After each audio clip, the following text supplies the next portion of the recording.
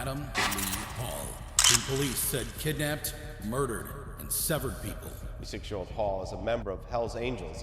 He's charged, along with two others, with killing David Glasser, Edward Frampton, and Robert Chadwell in August 2011. On August 28, 2011, three Pittsfield citizens, Edward Frampton, David Glasser, and Robert Chadwell, were abducted, killed, and dismembered. The prosecution has alleged that Adam Lee and two others, Viovis Hall and David Chalyu, were responsible for the heinous crime. Rose Dawson testified in court that when she arrived at Adam Lee Hall's home on the morning of August 28th, she found Caius Viovis dozing off on a sofa in the living room. Little did she know that the three men had already committed the triple murder.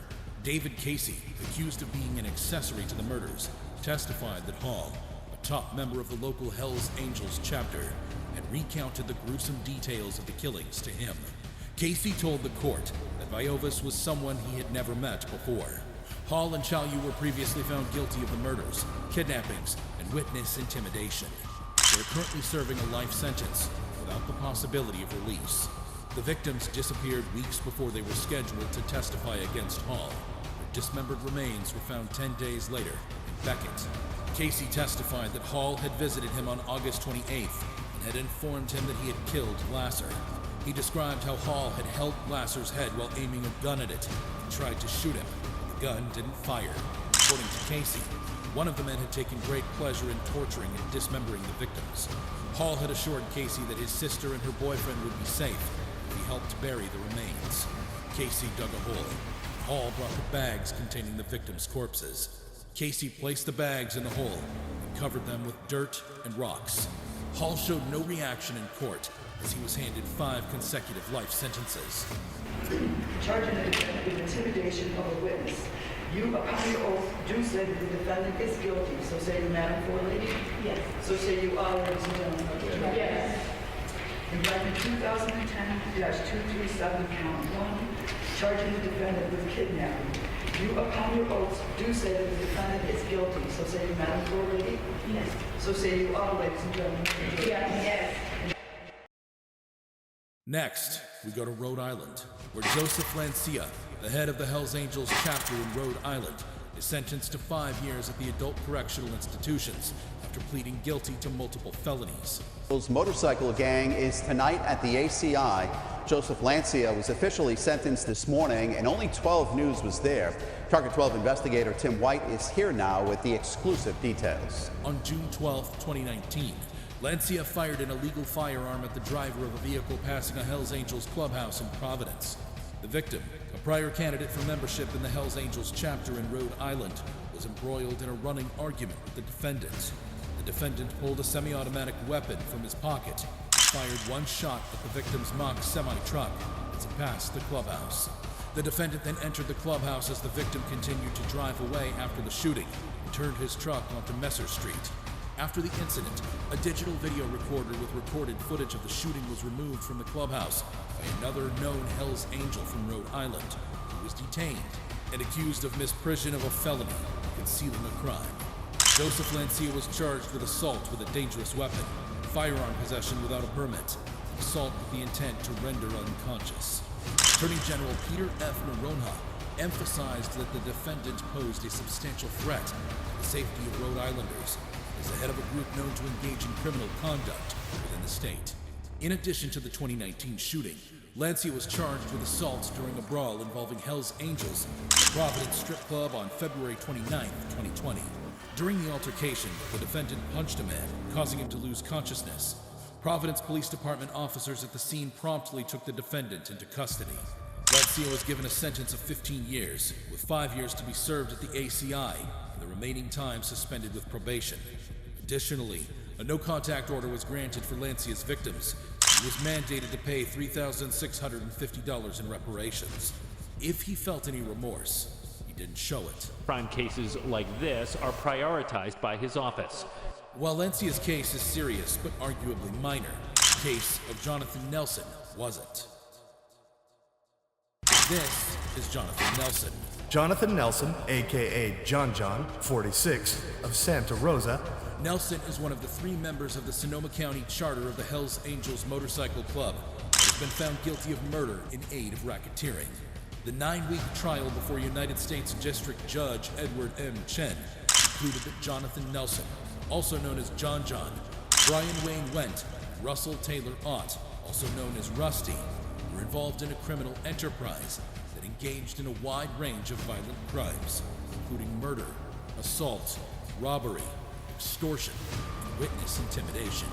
U.S. Attorney Stephanie M. Hines stated that the verdicts resulted from a lengthy, intensive investigation and warned other similar criminal businesses that such violent activities would not be tolerated. Special Agent in Charge Sean Reagan of the Federal Bureau of Investigation added that the guilty finding was made possible by the important skills and resources offered by numerous agency partners, including the California Highway Patrol and Santa Rosa Police Department. The trial focused on the murder of former Hells Angels Sonoma County member Joel Silva, which the prosecution alleged was orchestrated by Nelson, Went, and Ott. Silva was causing issues for HASC for various reasons. The defendants believed he needed to be killed. Nelson, who was leading the HASC then, made plans to have Silva killed in Fresno with Ott, a long-serving member who was friendly with Silva's family. Ott transported Silva to Fresno, where Went shot him in the head at the Fresno Hells Angels clubhouse. Silva's body was then burned. The trial's evidence also demonstrated HASC's involvement in witness intimidation, extortion, drug trafficking, and robbery. Witnesses claimed the HASC had a reputation for threatening anyone who reported their activity to the authorities. Additionally, evidence showed that the defendants threatened the lives of witnesses and their families to dissuade them from cooperating with law enforcement. The jury found all 3 defendants guilty of participating in a conspiracy involving racketeer-influenced, corrupt organizations, and a conspiracy to murder in furtherance of racketeering. Nelson was also found guilty of using or possessing a firearm in connection with a violent offense, and assault with a dangerous weapon in aid of racketeering. The 3 Hells Angels members were sentenced to mandatory life terms in jail, restitution, fines, and forfeitures. They remained unmoved, even after their fate was communicated to them. The crime Nelson and his group committed, although horrific, pales in the face of Maurice Boucher. This is Maurice Boucher. Boucher was the president of the Quebec chapter of the Hells Angels, a notorious drug dealer, murderer. He led the group against the Rival Rock machine gang during the Quebec Biker War from 1994 to 2002. He was found guilty in 2002 of ordering the deaths of 2 correctional officers in Quebec to undermine the Quebec court system. Boucher was sentenced to 3 life sentences and sent to Saint-Anne-de-Plaine, Canada's only supermax prison, where his crime continued. He would spend the rest of his days in prison, but still plugged into organized crime. In fact, still ordering murders. In 2018, he had another 10 years tacked on to a life sentence. Now, the reason Boucher became what some have called a folk hero in Quebec is because most of the victims of the biker war were criminals, but not all. For journalists who covered those years, there are names of innocent victims that are impossible to forget. Prison guards who were killed, Diane Lavigne and Pierre Rondeau, Daniel Desrochers, the 11-year-old boy playing in a park, killed when a Jeep nearby was blown up, and Yves Albert, the father of 2, gunned down gassing up his car. He was shot 9 times because he was mistaken for a biker. Due to his notoriety, Boucher was targeted for assassination while incarcerated, so he was housed in a special prison section. Boucher had 2 children, Alexandre Mongeau and Francis Boucher, who were also connected to organized crime. Boucher gave the go-ahead for the 1997 murders of Quebec correctional guards Diane Lavigne and Pierre Rondeau during the conflict between the Hells Angels and the Rock Machine. The selection of both policemen was random. Boucher intended bikers to commit crimes so heinous that prosecutors would not want to strike bargains to turn bikers into spies, in addition to the blow to Quebec's court system. A jury cleared Boucher of ordering those killings in 1998, but the police started to pursue him closely. He was detained again in 2000 after an appeals court overturned the earlier acquittal. In May 2002, he was found guilty of the killings thanks to a police informant. The Crown Attorney, France Carbonneau, frequently got death threats during the trial. The prosecution's main witness was Stéphane Gagné, also known as Goudas, Old Shoe, who was involved in both killings. He said Boucher gave him the go-ahead to commit the murders. Boucher later thanked him for his work. Boucher died in prison in July 2022. Boucher's life would be a lesson to other bikers to abide by the law. That lesson was lost on Zane Wallace. This is Zane Peoria Wallace. Zane is a member of the Hells Angels gang and is in court for the murder of Jasmine Wilson, the mother of two, in the High Court in Whanganui. The incident occurred in 2019, and Wilson died after being found unconscious and severely injured at Whanganui Hospital's emergency room. Wallace was found guilty of obstructing justice with 4 counts of threatening great bodily harm, 3 counts of assault with purpose to injure, 2 counts of threatening to kill, and 1 count each of assault and threatening demands. During the sentencing, emotions and tensions rose high between the families of Wallace and Wilson, leading to a near brawl in the courtroom. The police and court security had to separate the two groups as they shouted abuse and threatened one another. In her victim impact statement, Wilson's mother, Brenda O'Shea, spoke of how Wilson's murder had destroyed the relationships between her other children. Zane was sentenced to life imprisonment and must serve for 15 years and 6 months before being considered for parole. Just like Zane in Whanganui, a gang in Berlin committed similar crimes, and Kadir P. led them.